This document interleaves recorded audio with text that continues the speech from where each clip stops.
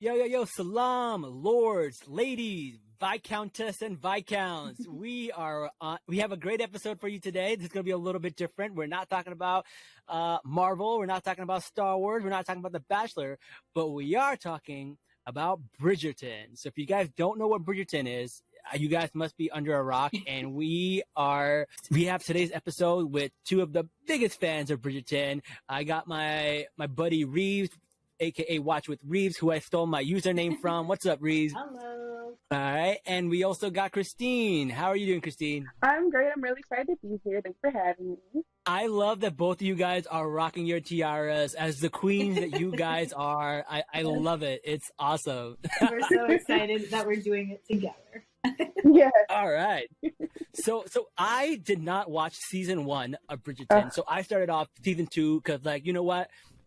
I just want to hear to support the culture because I knew there were going to be some brown people on this episode and this season. And I was like, you know what? I'm in. Sign me up. I don't need to know anything else. I'm here for the culture. And it was great. I didn't need to know much. I think I was still able to follow what was happening. It was really, really good. But for someone who doesn't know what Bridgerton is, right? Like, explain to us, what is Bridgerton, Reeves? Tell us, like, what is it about? So, well, first of all, it takes place in the Regency era in London. Mm-hmm. And so the show's about the society, right? Like about introducing women into the society. That was something that happened back then, right? They get introduced. It's sort of like their debut to society, right? And Yes. It's not just about that, but that's a lot of the premises around that, right? And these women are being introduced. There's all this like stuff going on, but over all of that is someone named Lady Whistledown, who is which works really well this season, is basically the gossip auntie of Regency London. And she knows everything about everyone. And so she releases this little newsletter that kind of talks about everybody and kind of spills the beans on people. And along the way, you know, you get to meet a few families. The family at the center of it all are the Bridgertons. You just get, so the first season sort of focused, each season and each book that the seasons are based on is about one sibling. And so the first season was, I didn't know that. Yeah. So the first season was about Daphne. And so that's where we really got to see more of like someone being introduced to society in a different way than we got to see in the second season. And so this season was about the brother, Anthony Bridgerton. He's the eldest. And it's just, I feel like I could explain it so many different ways, but it's just about these families living in Regency era England, dealing with all the things that you would have to, the societal expectations, getting women married before the age of, how do they say it, 20 and 4, or like 20 and 6, they have like a royal way. 6 and 20. I am at the age of 6 and 20. Yeah, so like, it's, you know, in that way, for me, it's so relatable to like South Asian society and the way how they're not being debuted into society. I would love that. But yeah, there's this element of pressure of being married, of doing all these things and the specific order. But what I love about the show, and I love what Shonda Rhimes and Shondaland has done, is they've taken the liberty of taking this story that a lot of people have told across many different movies and TV shows. But what they've done is they've taken the liberty to be diverse and inclusive about it. So when you're watching it, there's Black people, South Asians, or, you know, from everywhere. And it's normal. It's not like someone is looking at someone because of the color of their skin. Yes. Right? And it's brought up very subtly, maybe once or twice in the first season. But like, I just love that so much. And I have read the books, at least through the third one. And I'm getting to see these shifts in characters. So like, I love that the Duke was Black. I love that, you know, there's a little bit of history with Queen Charlotte, like actual history that she might have been African. So there's all these like cool things that they put in, but I just love the liberty that Shondaland has taken to tell the story. And I argued to no extent last season when people were like, this is not historically accurate. And I'm like, it doesn't matter, because the point is that you're watching this amazing story unfold in a way you never have before. So, I mean, you can watch so many shows and it's the same thing. Have a debutante, have to bow in front of the queen, have to, you know, we've seen this story before, but it's being done in a completely different way. and I think I've rambled on for too long, but the long and short No, of it that's is, a great it's just point. like it's done so well, and I love it so much. Clearly. For in my opinion, fuck historical accuracy. I don't give a shit, right? Because here's the thing, right? When we watch stuff like that, it's almost traumatizing to watch a period piece, right? Because every time we watch it, we're either we're slaves, Oh, or we're from the slums, like like Slumdog Millionaire and all that stuff. Like they always show us in this light, and you know what? When it's fantasy, like why do we need to be that? Why does it need to do that? Like I don't understand the point of that, and I never need. Also, when we're not. That's when we're in it at all. Sometimes we're not even in it, period, right? And it's either like they don't have us, which I have no interest in watching a period piece that doesn't reflect today's society or what people like me look like, or the fact that like they just want to watch our trauma over and over again, right? Like we don't need to see that. And it was really, really nice to see. Christine, what are your thoughts? I completely agree. I think Ridge did a really great job of kind of summing it up. And to your point, I love what you just said. It definitely is a historical kind of fantasy, a historical fiction. Um, and that is one of the reasons why I watch it, because I hate that kind of stuff, like Pride and Prejudice. Like, seriously, all these white people, I just feel, I mean, like, not anything mean, but it's just like, sometimes I feel like, ain't not nobody looking like me in there. Just, and Yes. it's, and like you said, it's just like, I can't find joy in that because I know where I would be if I was in this story. Like the whole, like a lot of Mm-hmm. TV and movies is escapism. You know what I mean? So sometimes I love to picture myself if I was in a story. So a lot of period pieces, I'm just like, I can't. I don't want to. I have no desire to watch it. You bring up a great point. I love that you brought that up because like one of the things that I think about often is that look at today's sitcoms, right? Like say like Friends, How I Met Your Mother, New Girl. Racism exists today, but these shows never show it. They never show any kind of racism. They barely even show any people of color, but when they do, there's no racism there. So why is it when it's a period piece, that's got to be at the front and center of like black characters? That's got to be at the front and center of brown characters. And also, every time they do show it, there's always got to be some white savior in there, right? Always. So it's always like, so Christine, yeah, I love that like you brought that up because it's a great point. And I think Bridgerton does a great job at that. What are your thoughts about, the white savior stuff that they always show in a lot of these, like, period pieces or even just non-period pieces, right?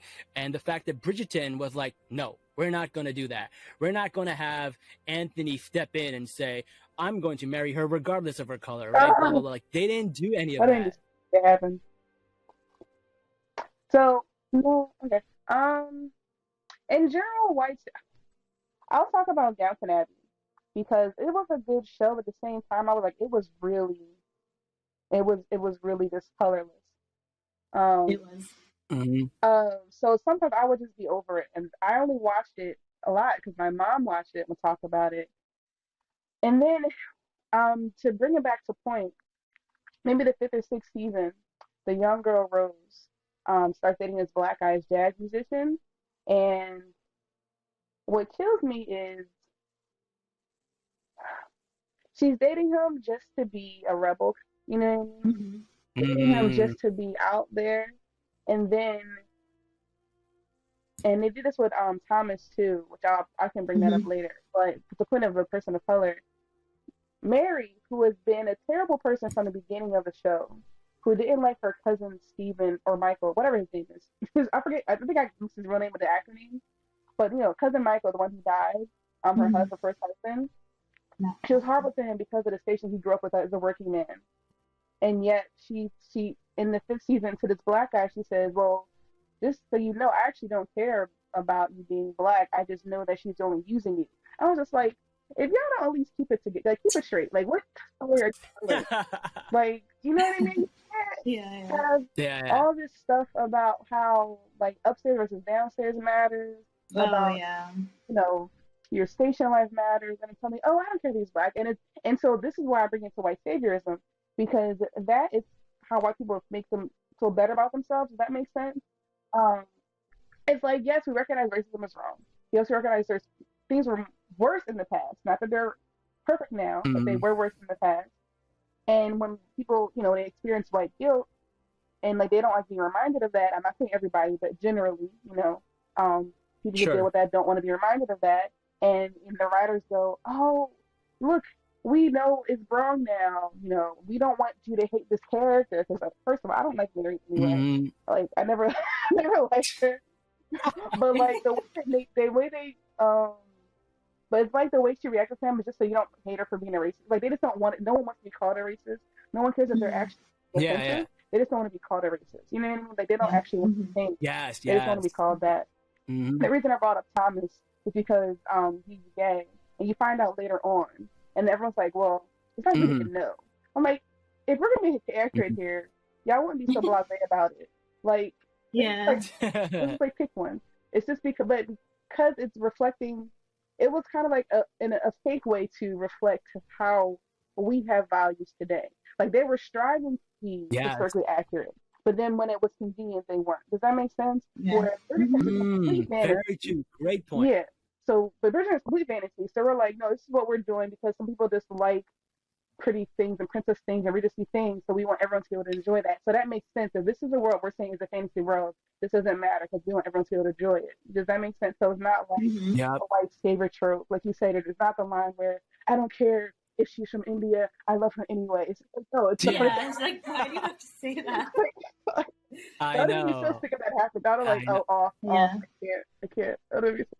And you know what's really good is like the whole time I'm watching this, I'm waiting for that shoe to drop, and it never dropped. And then I think like around like the 4th or 5th episode, I realized it wasn't going to drop, and like I just had this sense of relief, like, oh my God, they're going to treat this with like so much dignity. It was a great freaking feeling. And I know like every brown girl is like all up in arms about this. And one of the things that like I saw some TikToks about this, and one of the things that like brown people in general get teased about, get made fun of all the time is the smell, right? Everyone always makes fun of brown people, how they smell. They have this like stereotype of curry or whatever. And in this show, they constantly show like freaky deaky freaking Anthony taking a whiff of like Kate whenever he could, just like that intoxicating aroma of lilies. And I'm just like, yes, that's what's up. I love Anthony that. Bridgerton can sniff me any day he wants.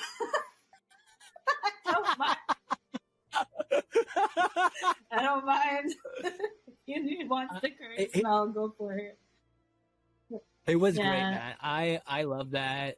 It was really, really good to see that. And it's good. And one of the other things, like going back to where we talked about white savior, like the savior in this, like, I wouldn't even call her a savior, but the person who's like really doing some of the big heavy lifting when it comes to making sure these people are being taken care of, it's Lady Dansbury, right? Who is this like really strong black woman figure who is like, you would think she would be someone who's like trying to not do what's in their best interest, but doing what she wants to do on her own best interest. But she does like a lot of things. Like she knew about Kate before everybody. She's just like really wise. And I think she's such a great character. Now, I don't know what her character was like in season 1. So maybe you guys can fill me in a little bit. But season 2, like I love her character. It's so good. You go first. So in season 1, she's the Duke's aunt. So then you kind of see Daphne a couple of times. You see the pretty little mixed baby that she has. So she's the Duke who you don't see in the season, which I was so heartbroken when I knew he wasn't coming back. I was like, what? For the story, it makes sense like he doesn't come back, but still, I was in love with that man. But no, she's his aunt, so she does give him words of wisdom, and she raised him, and very similar to this season. So he had his own demons that he had to deal with, just like Anthony had demons with his father that he has to deal with. And she basically raised him, and she helped him through that. And so actually, it was really similar to where, because of their own past traumas, they couldn't get together. But really, in the first season, it was more about the Duke's trauma and Daphne's just complete ignorance of how the world actually works, so she was not prepared at all for life. Whereas Kate is more worldwide. And her and Auntie both have stuff to work on in themselves. And one thing I want to say is that the whole time I'm like, why is her name Kate?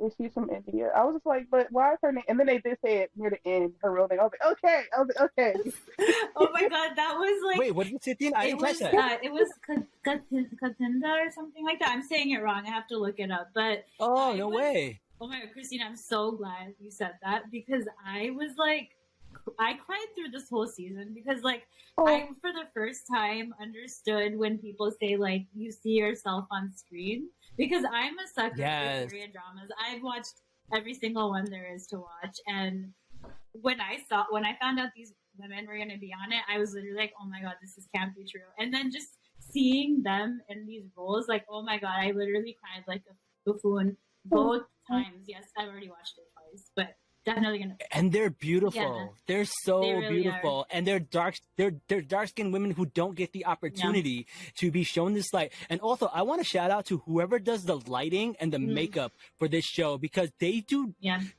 None of these shows ever do the lighting for brown people Yeah, correctly. yeah. They never do the makeup for brown people correctly, and they took care. Whoever did that, shout out to them because they made them look Yeah, they did. flawless. I loved it. It Yeah, was so good. they did such a good job all around. Like even like it wasn't always like okay, their dresses are like super like South Asian, but like they'd put like their jewelry and it was like these little things that they would put in there that you would just like it would like warm your heart. You're like, oh my God. Or like, you know, like for people Yes. who like I listen to the background music, like the Vitamin String Quartet who does the music. But like when they had a Bollywood song in there, I swear to God, Yes, I K3B. fainted. I almost fainted because I'm lucky enough sometimes to watch shows early. So I watched Bridgerton early and I heard it, but obviously like that no one had seen it yet. Nothing was out about it. So I'm like, am I going crazy or is this what I think it is? I was like freaking out and I couldn't figure it out until like I couldn't be for sure until the season actually came out. But man, like hearing that or even seeing like the ceremony, the Haldi ceremony where she's getting put Yes. on and yeah, like and you know, we originally started talking about the name. Like what I love about that they kept it Kate. Like they didn't mention it until the end when he's like literally like declaring his love. I like that Yeah. because for book fans, they kept a lot of the foundation there for people who do enjoy the book. Mm-hmm. But then they took, like I said, these liberties where you get to like experience the joy of them doing something different. And so when they said her name, I'm just like, Yes. oh my God, he said her full name, but we never see that conversation. Like we never see him learning her full name. I didn't right? even catch that. And it's just like so yeah, I just like gush about this season so much because I just think everything about it was done so well and I just like yeah, I was a faucet, like a leaky faucet the whole time. Christine, what was it like to see like were you able to catch a lot of this stuff like from the Indian culture? Was there anything that confused you? Anything you didn't well, understand? there were things that I Because if didn't you didn't, our There's readers things I probably didn't never. understand, but I could tell that it was supposed to be about the Indian culture. So I just appreciated that it wasn't like, and because like I like that they just did the ceremony, even though I didn't know what was going on. So I feel like that's true as opposed to like explaining it along the way. Because if it's your culture, you're not going to be sitting there explaining why stuff happens. Like I hate when shows do that. So they did it a lazy way to explain to the audience by explaining to somebody who should already know what's going on. Like, I hate when stuff like that happens, but they just did it. Like I thought it was beautiful. I just assumed it was something that I was unfamiliar with. It's really cool to see that. And one of the things that that you mentioned was about her name. The other name that they use is that they call her Didi, which is a very popular name for big sister. So like in our culture, we don't just have like sister or like aunt or uncle. We have like a specific name for the type of uncle you are. Like if you're from the mom side, you're like this type of uncle. You're like a chacha or a mamu. Or if you're a older sister, you're a Didi or a appa. And it was so cool to hear her call her Didi. And I think she calls her Ban, which is, I think someone told me it's a Bengali thing. So it not only is it like cool to see that culture, but it's actually different parts of India. It's not just one particular part. Like there's something that people in Mumbai talk about. There's something that South Indians use. There's some dialect that Bengalis use. I thought it was really, really cool how they got to like show a little bit of it for everybody. Like these are cool things that like I think are a little too subtle for people. Like they know that it's like, oh, it's cultural, but they don't know like how accurately cultural it is. And it's really cool to see that. They do really well. And I think I kind of picked up on it the first time I watched it, but the second time I watched the second season, one thing she says is like, I think at the time, because of like British occupation of India and stuff like that, I don't think they said like Hindi or Urdu for the language. She said Hindustani. No, they Yeah, so I Hindustani, actually yes. caught Which, that and I was like, that's really cool that they even pay attention to that. Because normally and nowadays, Christine, like in India, there's many, many languages that are spoken. Hindi is one of them, and Hindi is very similar to Urdu, which a lot of like other South Asian countries will speak.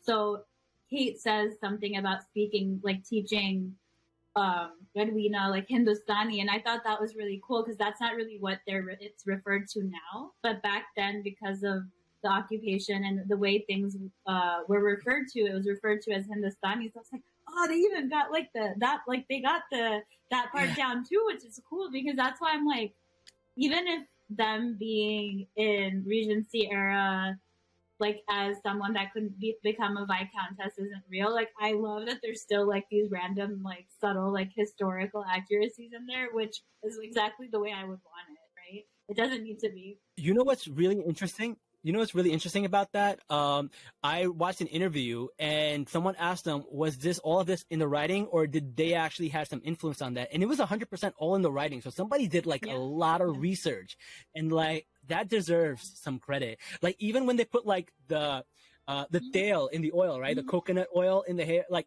it's interesting that they show that because like for us and our culture, like it's a very important bonding thing with sisters and with moms, and it's like a thing. It's like you massage their hair and you put the oil in and you bond with your mom, you bond with your sisters. It's a very cultural thing, and I love the fact that they showed that between the two sisters. It was really, really cool. But the other thing that, like, speaking of bonding with moms, the mom, dude, like she got her moment to shine in the scene where she said that she wanted to go back and she didn't. She talks about how her mom took her in and treated her as a daughter, and her mom has this amazing, like, I almost cried because that was so emotional, where she said that you never had to earn your spot to be in this family. It was so nice to see a mom like that, and to see her depicted that way, being supportive, showing these emotions to the eldest daughter. It was a great moment. And I know Reeves, like, I know your mom is like that. She's super nice. I love her, but like, you're also the eldest daughter in your family. Like that scene must have really, like, it hit me in the feels. And like I think a lot of what Kate was doing throughout this season, I just was like, I could relate even on that level. Like it wasn't even just that, she's a South Asian woman. It was just like, as the eldest, you feel like you have that like nurturing thing, right? Like whatever it is. And I just could relate to her so much. And you know what I really love? And I don't know, I guess this wasn't the thing that a lot of people realized. I talked to quite a few people, but they didn't realize that Kate and Edwina are half sisters.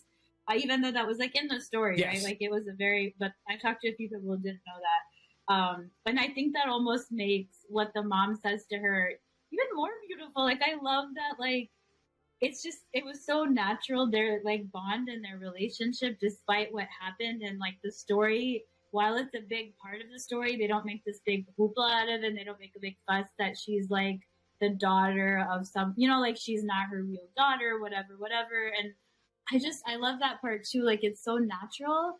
And I think they did the familial relationships like so much justice, like from like a narrative perspective, but also just from the cultural perspective. Like it was just like, yes, this is what we do. Like I'm mushy like this with my mom and my siblings, and I'm always protective of my brother and sister. I just love that. Like I love the scene where Kate's talking to Lady Danbury, and she's basically like, you don't need to bring in all these tutors. Like I already taught my sister everything she needs to know, right? And I was like, yes, girl, because I feel like that's a lot of part of our culture too. Like as the elder, you're kind of like making sure that your siblings are getting whatever they need, right? So I love that part too. Like it was so awesome because she's like, she can do her dances, she can speak a million languages, like she doesn't need anybody's help. So it was cool to see that. Yeah, for sure. I like I said, I was just crying the whole time because I either related or I just was like, this is just like perfection. And I fought with many people who didn't like season 2, and I'm like, y'all are crazy, you don't get it. I'm like, you guys are just And that concludes part 1 of our Bridgerton episode. Check out part 2 coming out tomorrow.